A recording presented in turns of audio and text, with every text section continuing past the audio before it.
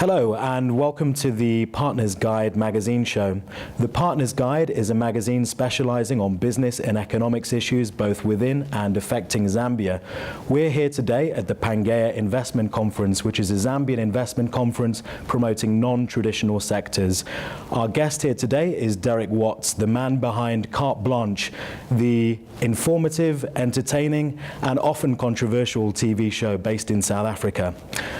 So Derek, firstly, how does it feel to be on the receiving end of the questions? Ray, it's very different. And I sometimes feel uncomfortable because I find it much easier to ask the questions. Okay. Tell me a little bit about Carte Blanche, because it's been going for some time now. What were the circumstances under which you founded and started off Carte Blanche? Well, Mnet had only been going for 2 years. And they wanted a program which was more of a light entertainment program. They hired Bill Fora, who was famous for Shaka Zulu and for Miss World contests, to put it together. And let's be honest, the first Carte Blanche was really just a variety show. We had Bond actresses, we had a very vivacious swimmer, we had a DJ at the time, Cocky Tubal.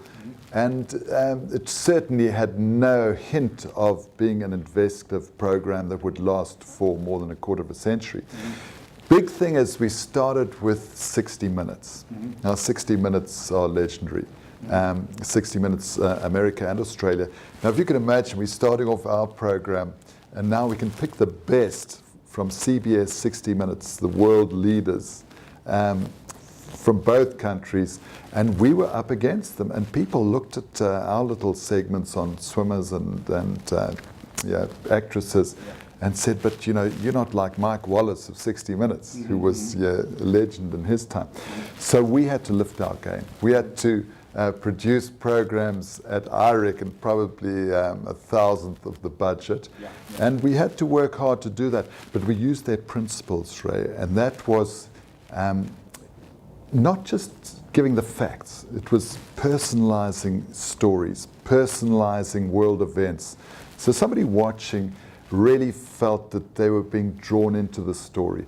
And that has been, I think, the secret of Carte Blanche, and that it's not just a bland analysis of the facts or this happened, it's the personal stories.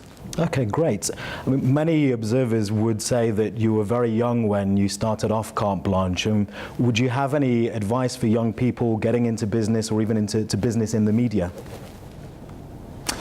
It's quite a difficult question these days because a lot of young people say to me, look, I want to be a journalist. What can you tell me? And I say to them, but you are a journalist. And they look at me sort of in wonderment. And I say, but you've got a phone. You've got a smartphone. Yes. I say, well, you can tweet, you can Snapchat. You are broadcasting to people, so you are a journalist. And it's becoming more complicated now to, first of all, get involved in a space where you are legitimate, that you are broadcasting in a way to thousands of people. And of course, the difficult part is to make money from it. And you've got that transition now, especially with print. You know, a lot of print organizations are seeing dwindling circulations because the media is there. The media is on my phone here. I mean, if I wake up in the morning, I can go onto Twitter and the people I follow, and there's my news. So it's so immediate. And I find it's difficult for people to decide what part of this huge journalistic amphitheater are they going to be part of. And that is the decision they've got to make, which isn't easy. And I think you have to be far more a specialist in what you want to do, and you have to really decide what part of the media you want to be involved in. There's a few interesting points that you raised there. I mean, obviously, with all of this access to technology and media now, almost anyone can be a journalist. Now, firstly, how can somebody get from the level of being a social journalist, using social media, Twitter, Facebook, blogging, to get themselves up to the level of a Carte Blanche, for example? Well, first of all, let's look at the traditional media that still is out there, and that, of course, is the electronic media, television, radio. Yeah, the opportunities are there. I mean, when I started out in South Africa, there was basically just the national broadcaster, and I was actually the sports reporter for TV News. And basically that was the one job in the country, so I was hugely privileged to go to every sporting event and be embraced because I was the only person that could be there. You look at it now, I mean, DSTV, for example, has got just so many channels. There are so many different programs to get involved in. And I think that is, firstly, as I was saying, the challenge is to decide where you want to contribute, where your passions lie. And I think this is so much passion-driven that you first of all have to decide what part of that media, the electronic media, you want to be a part of. If you try and start off with social media, becoming a blogger, I don't think I'd be an expert to tell you how to do it. But I think, again, you have to have an overall passion for what you're doing. And I've seen that all the way through. And I mean, passion's such an overworked term, but if you're not really trying to get a message out, you're going to get lost there because it is overwhelming. I mean, you know yourself, just the many platforms in social media. How do you attract an audience? How do you gain more followers? You have to be able to market yourself, but also you have to be relevant. You've got to be interesting. And you have to be novel. You've got to find something that nobody else is doing. Okay, there's some excellent points there. Whilst the easy access to technology, it's creating a lot of opportunities for people to get their message out there. By the same token, that also causes a lot of challenges because there's so many messages out there. Number one, what message do you follow? Number two, what message do you believe? And thirdly, how is it possible to regulate that? You've hit the nail on the head there, Ray. I mean, when you look at news media around the world, just look at it. Look at CNN, look at Sky. Look at how many reports they're getting from Twitter and from other cell phone reports, cell phone footage. So what you're talking about really is filtering information. And of course, for any news organization, that has become vital. Just making sure that it is valid, making sure that it is in proportion to what is happening. And those are the challenges we've got. And again, it's down to marketing, it's down to integrity to a large extent, because there's so many stories floating around these days where one organization will grab it or even pay for it. Others will be more discerning and say, no, we don't believe that that's really depicts the situation. We're certainly not willing to pay for it. And there's this word sensation. Now, you look at it. There's such a fine line between sensation, between entertainment, and this broad body of information called news. And I think that is what is so interesting these days, because you've got to walk this tightrope of informing in a structured, responsible way, and yet attracting viewers. And that is such a challenge, because you can go overboard in being flashy and getting the viewers, but you haven't got the substance. We like to think on Carte Blanche that we have got that formula right. We're not perfect, we make mistakes, but I think that we've got quite a fine balance there between entertaining people and giving them the information, which is this word called infotainment. Okay. I mean, it's been a hot topic in Zambia over the last couple of years with the mushrooming of a number of online news websites. And it seems to be the trend that for these news sites to get more followers, they have to come up with more sensational stories, more controversial stories, more salacious stories. And the government, saying we want to crack down on this. But clearly there is a space for relevant and online news sites that are well-sourced and balanced, but how can we promote this, and how can we also regulate this in Zambia, where it seems to be the trend that one online news outlet is trying to outdo the other one with more and more controversial stories? Yeah, regulation is such a difficult enterprise, really, isn't it? I mean, if you look at China, I mean, there they are supplying more than half of the world's goods, and you still can't Google Tiananmen Square there. So there's not a direct link between a free press, a free media, and commerce and industry, you can, as a country, I might say unfortunately, be very successful and not allow much freedom of speech, as we see in many countries. But I think more and more the social media, if you call it that, is winning this war. I think more and more free expression is reigning. And you've got a young population that are so determined to get their points across that they are willing to sacrifice to a large extent, as we're seeing in many conflict zones around the world. And of course, we saw it in Egypt. I don't say it's a good thing, but it's become so powerful, hasn't it, that you can try and clamp down. But in the end, you've got to ban cell phones, you've got to ban smartphones, you've got to ban all forms, basically, of IT, because otherwise it's a war that I think countries are going to lose in the end. And I think the real point is that at some stage you have to face up to the world. Okay. The media. Now, a lot of viewers here in Zambia that have commented on your program, Carte Blanche.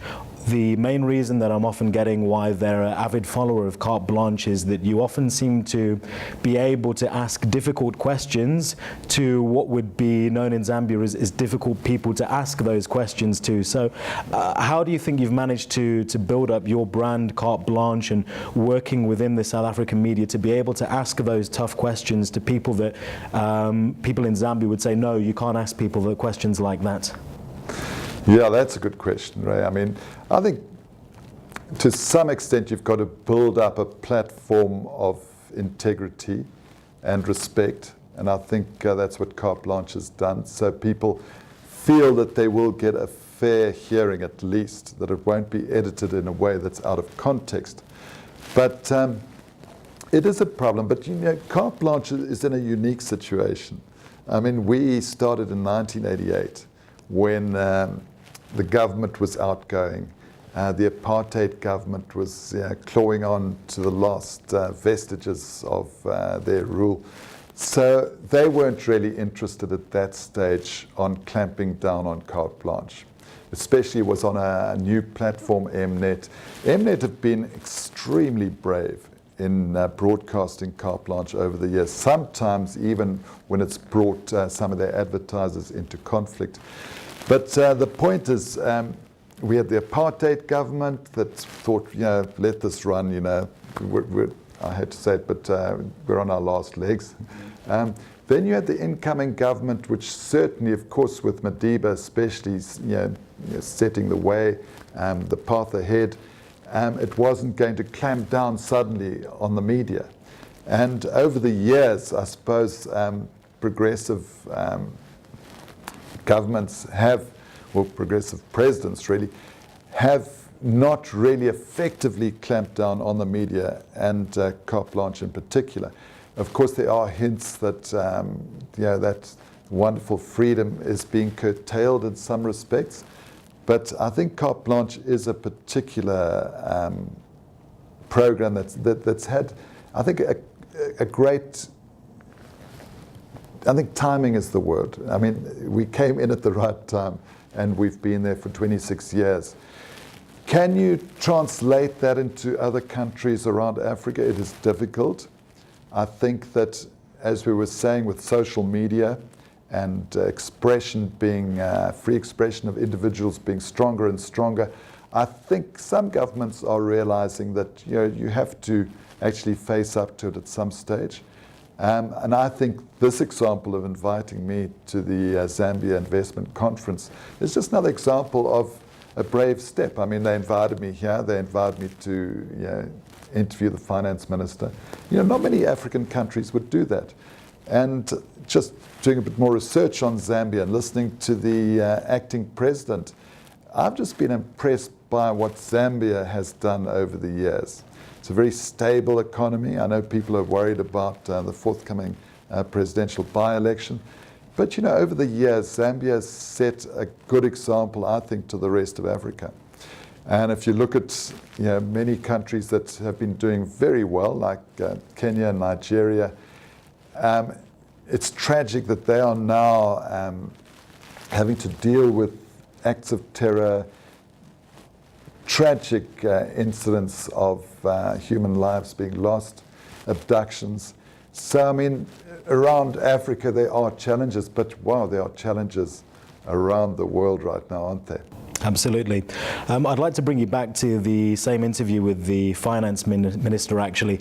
How did you find that in terms of, you know, the questions you felt you were able to ask and the responses that you were getting? I felt I was able to ask anything I liked. I think the minister was very gracious in his replies. I didn't want to interrupt and be as sort of forceful as I would be, say, in South Africa, but you know, it's all part of a process, isn't it? And once we get this whole system evolving here of, okay, it's not so bad to talk to the media. And I know the minister himself, to be honest, was very scathing about the world media, but with some good reason, because we know that around the world, Africa is Africa. And even one of the delegates here was talking about, you know, she was too scared to go to Cape Town. And I said, but why? I've never seen Cape Town in that light. But obviously, to a large extent, people don't differentiate. And I think that is the benefit of a country like Zambia coming to light, bringing more of the local and international media into their plans and their problems, let's face it. That internationally and around Africa, we'll see the country in a new light. And you won't get that unless people are actually willing to embrace the media and not always just expect that everything will be positive in what they say. Would you have any advice for local Zambian journalists in terms of, let's say there's a scenario where they're perhaps afraid to ask difficult or probing questions and they want to hold back, but they really want to know about a certain issue. What advice would you give to those journalists if there is something that they want to find out? Yeah, it's difficult to give advice coming from South Africa, but I think the way we work is that you ask the questions. I'm not talking about live television, I'm talking about going to interview people in government and elsewhere. Ask the questions, edit later. So that's my first advice. And I think you'll be surprised, because what I've found through the years, and I worked for the national broadcaster in South Africa, is there's also a sort of an aura about government, about officials, that you can't ask them that. You don't ask that question. And the aura is sometimes actually put out there by the entourage that follow these people, not by the ministers or those officials themselves. So just be brave enough to ask those questions in a way that is, not aggressive. It's an exchange, and try and put out that interviewing is an exchange of views, and they're not always perfect answers, but get them into that dialogue. Okay, excellent. Do you feel that if questions to officials are approached in that kind of way, do you feel that the media has a role to play in democracy? I think it's got a huge role to play. Absolutely. I think it is what democracy is all about. And I just think it's encouraging that countries like Zambia are just opening those doors, because I think we can only go from strength to strength, especially when it comes to investment in the country. That's what people want to see. They want to see open dialogue. They want to see the ministers standing up for what they're doing in the country, not hiding behind no comment. And I think around the world, just that expression, no comment, is becoming less and less acceptable. Okay. Now, often people will say it's all well and good allowing and giving this press freedom, but with press freedom also comes a responsibility, and with that responsibility, the media has to be of a certain standard. So, I mean, you've been in the game for decades now in South Africa. Have you seen media standards improve in South Africa? And with those standards improving, do you feel that it's allowed for greater press freedom? I think what's really changed is that The media, when I started out with Carte Blanche a quarter of a century ago, it was still a very surface industry in terms of print, radio, and television. I think that it's got a lot deeper. I think we probe a lot deeper. We ask much more meaningful questions. And I think we aren't overpowered by situations. We still feel that even if we are interviewing the president, the prime minister, we can still ask those questions. So I think in that respect, it's got more integrity. And of course, the other thing that's happening in the media is the sophistication of equipment. I mean, we've got secret cameras, we've got devices to tape conversations. So there's an accountability that we can bring forward. There's a proof that we can give to our lawyers, that we can tackle subjects that maybe 10, 15 years ago, we wouldn't have the proof. And maybe our lawyers would say, but how can you say that? So I think that is one of the big elements in reporting these days, is substantiating the facts. And we can do that, of course, to a large extent with technology. Okay. Apart from technology, is there any initiative that you felt that has really had a great role to play in improving media standards in South Africa? I think probably competition. Competition is huge. When we started out, Carte Blanche was, in all modesty, the investigative television program. But of course, over the years, many programs have evolved. Some even on the side of the national broadcaster that have challenged us, that there's a bit of competition to get the stories.